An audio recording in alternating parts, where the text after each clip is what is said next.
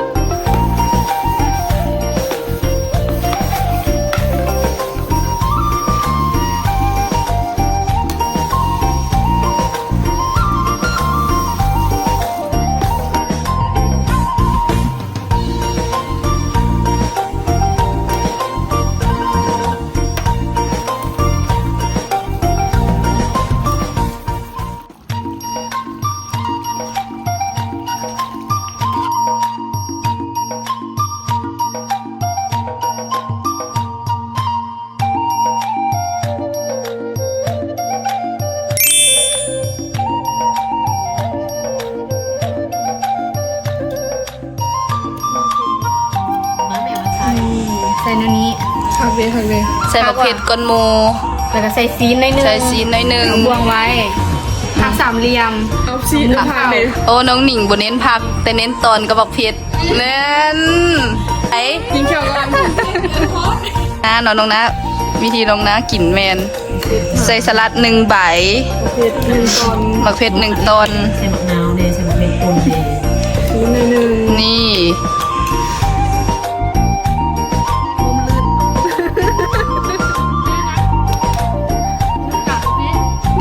น้องวอนผักเต็มสุด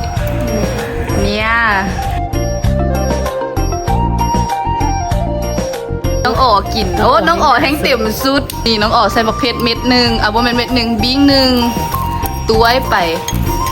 อันนี้ใส่หลายก็บ่เป็นอย่างเนาะเพราะว่าเขาเฮ็ดออกหวานบ่ได้ออกเค็มเฮ็ดจังได๋น้องอ๋อสิกินได้อะไรสูตรน้องอ๋อเฮ็ดคำใหญ่แท้นี่นี่คือสูตรเจ้าของช่องพัดแต่ถ้าเจ้าพัดใช้ฝ่ามือเขาพัดใช้แขน